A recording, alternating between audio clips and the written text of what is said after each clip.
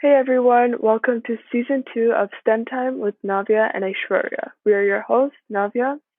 And Aishwarya. So, before we start on today's episode, let's learn a fun fact about Robert Noyce and go over our agenda.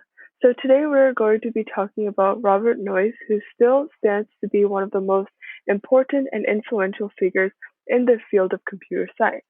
He played a major role in developing and evolving computers, so we thank him for his contributions.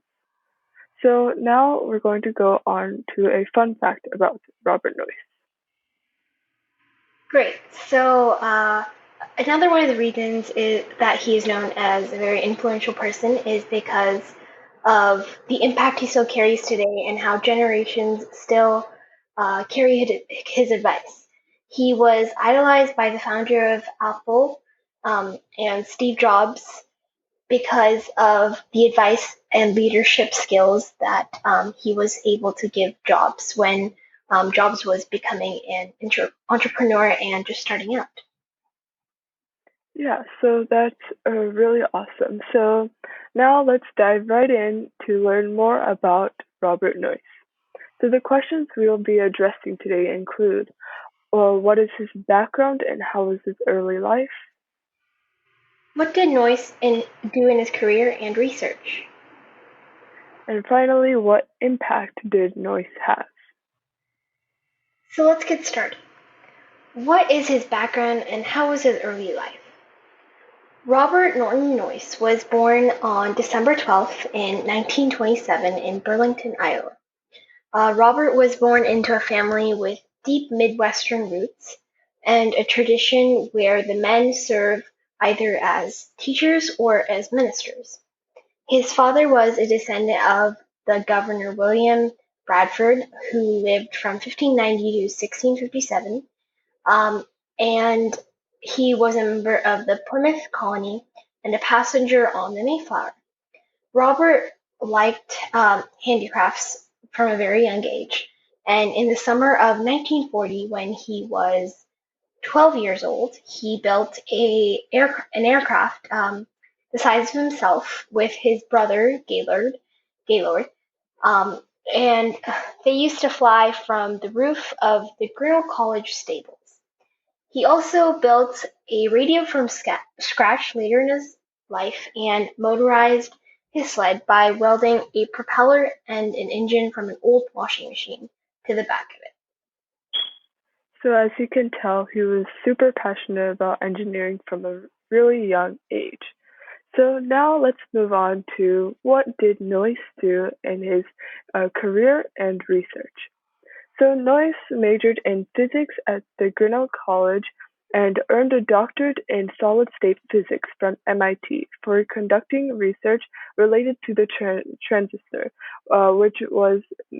which he found was really fascinating. In fact, he knew about transistors more than his professors did. And after briefly making transistors for the electronics firm Philco, Noyce decided he wanted to work at Shockley Semiconductor. And apparently, within a day's time, he had flown with his family to California, bought a house, and then went to visit Shockley to ask for a job. And yes, in that exact order. Wow. But as it was, it's also important to note that Shockley and Noyce did have their differences and their scientific vision clashed. Finally, seven of the younger researchers that was part of the Shockley Semiconductor decided to resign from the company. And when they did, they realized they actually needed a leader to help them form a group. So immediately they all agreed that Noyce would be a very good fit for this position, and he officially became the eighth member in the group that left Shockley in 1957 and founded Fairchild Semiconductor.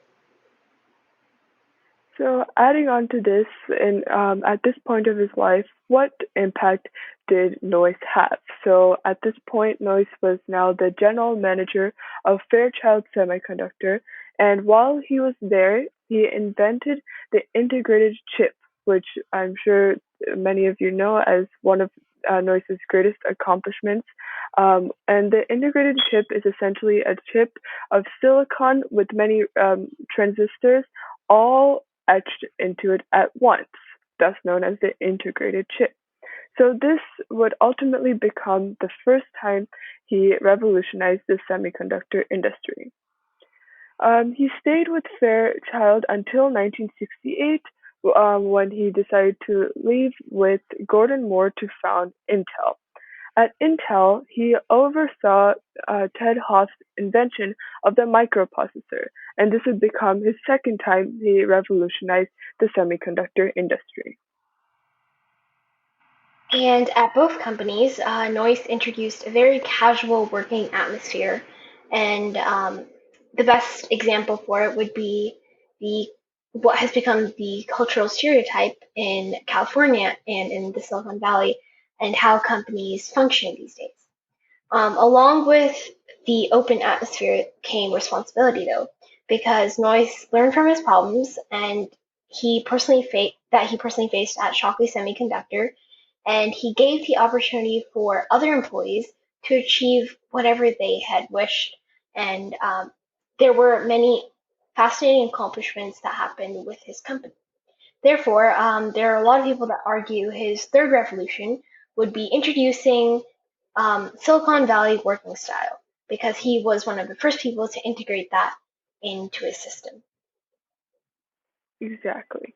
And Robert Noyce's nickname became the mayor of Silicon Valley. So not only did he introduce the working style that Silicon Valley is now known for, the very casual working atmosphere, he was also one of the very first scientists to work in the area. So way before that area of California even had gotten the name of Silicon. Additionally, he ran two of the companies that had the greatest impact on the silicon industry, which again were Fairchild Semiconductor and Intel. So, just a summary, he also invented the integrated chip, which is, of course, one of the stepping stones along the way to the microprocessors in today's computers. Well, that's it for today's episode, guys. Thank you so much for listening to our episode about Robert Noyce, created by STEM Time with Navya and Aishwarya. We were so happy that you listened to us, and we really hope you guys had a great time. Don't forget to check out our previous episodes and seasons as well. And before we sign off, we would really like to thank Britannica.com and PBS.org for helping us with this information. Stay tuned for more interesting episodes about more important historical figures, and we can't wait to see you again. Follow us on all social media platforms so you could stay in touch for a bonus for the season. It's a really great surprise. So have an amazing day. Bye, guys. Bye!